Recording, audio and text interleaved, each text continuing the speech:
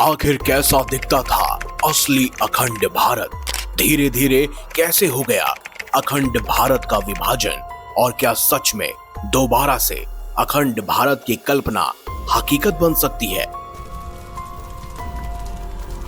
अखंड भारत, धरती का वो टुकड़ा जिसका जिक्र वेदों, ग्रंथों और पुराणों में भी किया गया है। लेकिन ये आज का भारत नहीं था। ये वो भारत था जिसे 1000 साल पहले जम्बू द्वीप के नाम से जाना जाता था। अगर मार्कंडेय पुराण को टटोल कर देखा जाए तो जम्बू द्वीप भारत के उत्तरी और दक्षिणी हिस्से में ज्यादा फैला हुआ था और तब इसे गोंडवाना द्वीप भी माना जाता था। लेकिन धरती में हुई हलचल से टेक्टोनिक प्लेट्स हिली और ये 7 महाद्वीपों में बट गया।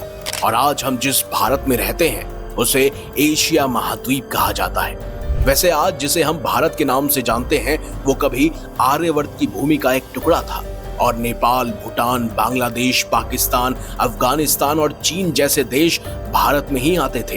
ये एक ऐसा विस्तृत समाज था जहां पर भारतीय उपमहाद्वीप और आसपास की जमीनें सांस्कृतिक, धार्मिक और कभी कभी राजनीतिक रूप से एकजुट थी। यहाँ की वैदिक परंपराएं, बौद्ध विचारधारा और हिंदू रीति रिवाज समुद्र के पार तक पहुंच गए थे। वैसे भी इतिहास गवाह है, चंद्रगुप्त मौर्य और अशोक के राज्य में भारत का सबसे बड़ा फैलाव हुआ था।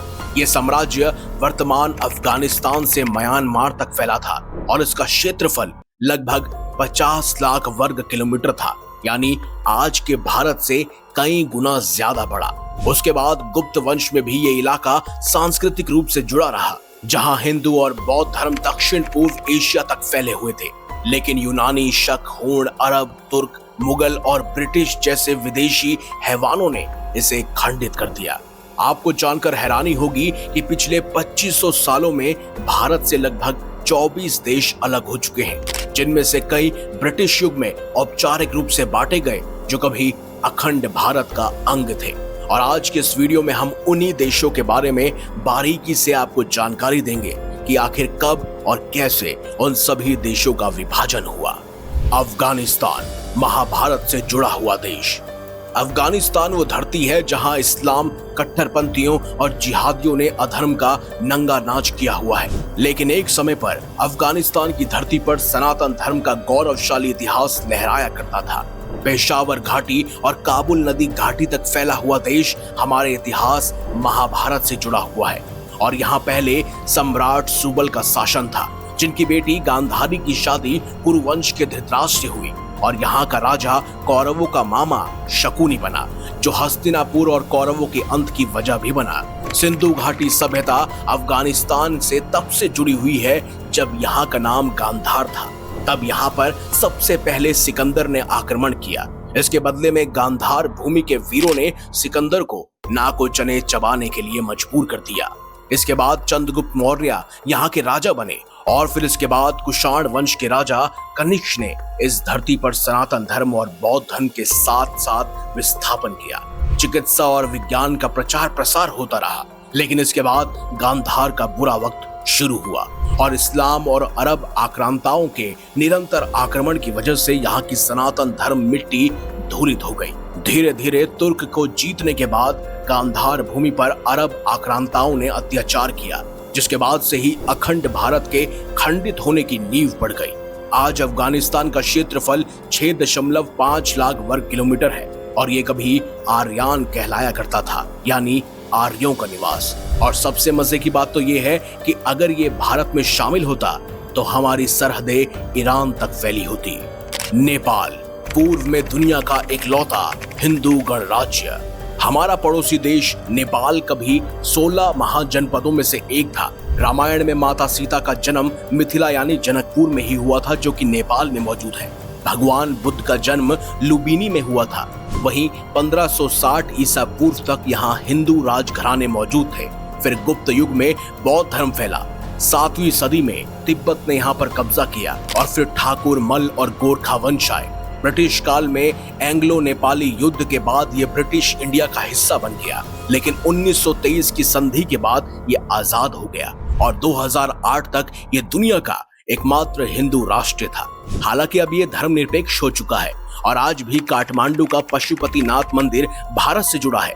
आज भी नेपाल की 80% से ज्यादा आबादी हिंदू है और ये भारत का एकमात्र पड़ोसी देश है जहां खुली सीमा मौजूद है, यानी यहां आने जाने के लिए आपको वीजा की कोई जरूरत नहीं है। भूटान, सुख का राष्ट्र। भूटान को कभी विदेह जनपद का अंग माना जाता है।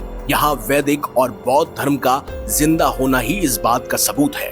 पुरातन काल में भूटान पर भारतीय संस्कृति का असर बहुत गहरा था। हालांकि भूटान कभी ब्रिटिश इंडिया का प्रत्यक्ष हिस्सा नहीं था, लेकिन 1865 की सिंचुला संधि और 1910 की पुनाखा संधि के तहत ब्रिटिश ने इसे अपने कब्जे में ले लिया और उसके बाद 1949 में भारत ने भूटान से संधि की, जिसमें भारत ने ब्रिटिश से ली हुई भूमि को वापस किया और भूटान को आजाद किया। आज भी भूटान की भारी रक्षा और विदेश नीति भारत से निकट तौर पर जुड़ी हुई है। दोनों राष्ट्रों के बीच मजबूत संबंध है और आज ये भारत का सबसे भरोसेमंद पड़ोसी भी माना जाता है। तिब्बत, बौद्ध मठ का केंद्र जो आज चीन का अंग बना हुआ है। तिब्बत को पुराने ग्रंथों में त्रिवेत्सपद कहा जाता है और ये हिंदू धर्म तथा बौद्ध परंपराओं का गढ़ था। भारत और तिब्बत के बीच सदियों पुराने सांस्कृतिक और धार्मिक बंधन मौजूद हैं। बौद्ध धर्म भारत से तिब्बत गया और कई भारतीय गुरु जैसे पद्म संभव ने वहां पर इसका विस्तार किया।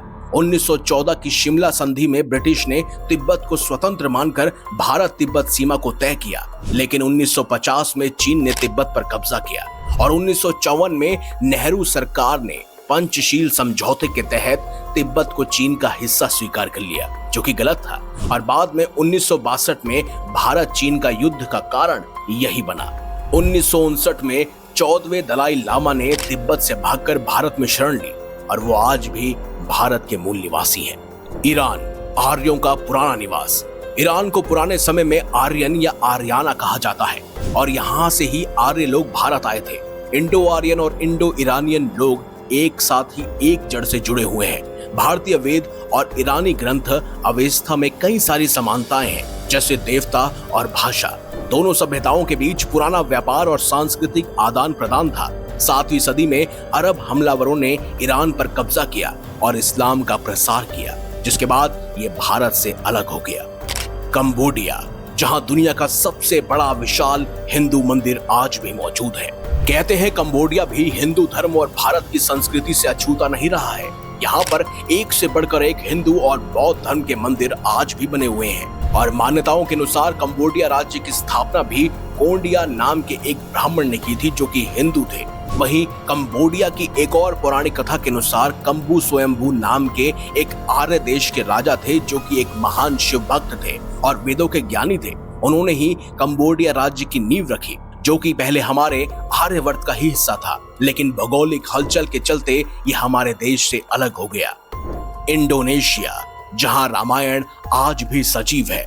अगर इंडोनेशिया की तरफ रुख किया जाए तो वहां पर बना हुआ प्रम्बानन मंदिर हिंदुओं के त्रिदेव ब्रह्मा, विष्णु और महेश को समर्पित किया गया है। यह मंदिर न केवल इंडोनेशिया का सबसे बड़ा मंदिर है, बल्कि यूनेस्को ने भी इसे विश्व धरोहर में शामिल किया हुआ है और रिसर्च करने पर रिकॉर्ड्स में यह पता चला है कि यह मंदिर आज का नहीं, बल्कि इसका निर्माण 9वीं सदी में हुआ था। इस देश में न केवल भगवानों के मंदिर बने हुए हैं, बल्कि हमारे हिंदू धर्म के भगवानों के वाहनों के मंदिर भी मौजूद हैं। वहीं पुराणों में इसे दीपांतर भारत भी कहा जाता है। म्यांमार, बर्मा, ब्रह्मा का देश। म्यांमार को पुराने समय में ब्रह्मा देश कहा जाता था। अशोक काल में बौद्ध धर्म यहाँ पहुंचा और भारतीय व्यापारियों ने यहाँ पर हमारी संस्कृति का विस्तार किया। ब्रिटिश ने 1824 से लेकर 1885 में 3 एंग्लो बर्मीज युद्धों में यहाँ पर कब्जा किया। 1937 में इसे भारत से अलग किया गया और 1948 में यह मुक्त होकर आजाद हुआ। आज भी दोनों देशों के बीच में सांस्कृतिक बंधन मजबूत है। मलेशिया, मलय प्रायद्वीप का भाग। मलेशिया मलय प्रायद्वीप का अंग था। यहाँ पर चोल साम्राज्य 9वीं सदी से लेकर 13वीं सदी के व्यापारियों ने यहाँ पर हिंदू बौद्ध धर्म का प्रभाव डाला। यहाँ पर लंग कासुका जैसे हिंदू राज्य थे। 1957 में ब्रिटिश राज्य से यह मुक्त हुआ और यह आज भी भारतीय प्रवासी का बड़ा समुदाय है। फिलीपींस, पूर्वी एशिया का छोटा हिस्सा। फिलीपींस में भारतीय प्रभाव अप्रत्यक्ष था। मजापहित साम्राज्य के मध्यम में हिंदू बौद्ध धर्म संस्कृति यहाँ पर पहुंची थी। फिलीपींस में आज भी कुछ जनजातियां भारतीय मूल की है और इसमें कोई दोहराई नहीं है कि ये कभी भारत का हिस्सा था। श्रीलंका, रावण की लंका। श्रीलंका के बारे में आपको बताने की जरूरत नहीं है। ये वो हिस्सा है जो रामायण से जुड़ा हुआ है और आज भी भारत के नक्शे से लटका हुआ है। रामायण में श्रीलंका को लंका कहा गया है, जो कि रावण का राज्य था। अशोक ने यहाँ पर बौद्ध धर्म को भेजा। चौल साम्राज्य ने 10वीं सदी में कब्जा किया। 1815 में फिर ब्रिटिश ने कब्जा किया और ये भारत से अलग हो गया। यहाँ आज भी राम सेतु मौजूद है, जो चीख चीख कर हमारे रामायण को सच साबित करता है। वियतनाम, चंपा राज्य। वियतनाम का चंपा राज्य भी 1792 से लेकर 1832 ईसा पूर्व तक भारतीय प्रभाव वाला देश था। यहाँ शैव धर्म था और संस्कृत भाषा यहाँ की मूल भाषा मानी जाती थी। यहाँ आज माई सोन मंदिर हिंदू धर्म से जुड़ा हुआ है और यहाँ के चाम लोग आज भी हिंदू रीति रिवाजों को मानते हैं। बांग्लादेश, पूर्वी पाकिस्तान से स्वतंत्र हुआ देश। 1847 में बांग्लादेश पाकिस्तान का पूर्वी हिस्सा बना, लेकिन 1971 में मुक्ति वाहिनी ने भारत की सहायता से आजादी इसे दिलाई और ये भी भारत से अलग होकर एक अलग देश बन गया। आखिरी है पाकिस्तान, 1947 का एक खास बंटवारा। भारत और पाकिस्तान के बंटवारे की कहानी हम सब हिंदुस्तानियों के जहन में बसी है। 1947 में हुआ इंसानी हैवानियत और धर्मों का महायुद्ध भारत के बंटवारे की एक खूनी कहानी को बयां करता है। इस बंटवारे में पाकिस्तान भारत से अलग हुआ। हालांकि इस बंटवारे में लाखों लोगों की मौत भी हुई थी। हम पाकिस्तान के असली अब्बू हैं, लेकिन पाकिस्तान अपने पिता से आज भी दुश्मनी रखे हुए है। इन सब के अलावा इस धरती पर भारतवर्ष की भूमि में कई और टुकड़े हुए और इन टुकड़ों पर आज भी हिंदू धर्म का साया दिखाई देता है। इसका एक और उदाहरण है, आप बाली ही देख लीजिए।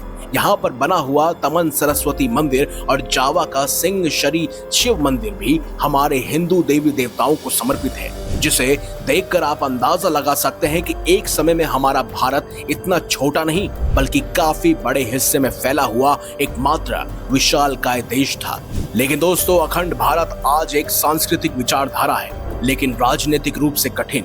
आरएसएस प्रमुख मोहन भागवत कहते हैं कि यह युवा पीढ़ी के जीवन में संभव है, लेकिन ये पड़ोसी राष्ट्रों से तनाव बढ़ा सकता है। शार्क जैसे संगठन से सहयोग बढ़ सकता है, लेकिन फिलहाल ये एक सपना ही लगता है। आप इस बारे में क्या कहना चाहते हैं? क्या सचमुच अखंड भारत होना चाहिए? इस बारे में अपनी राय कमेंट बॉक्स में हमें अवश्य लिखें। अगर आपको हमारी ये खास जानकारी या वीडियो अच्छी लगी है तो इस वीडियो को लाइक कीजिए, हमारे चैनल को सब्सक्राइब कीजिए और ज्यादा से ज्यादा शेयर भी कीजिए। तो मिलेंगे अगली बार एक नई खास वीडियो के साथ। तब तक देखते रहिए संपूर्ण ज्ञान का केंद्र बिंदु, मिस्टीरियस हिंदू।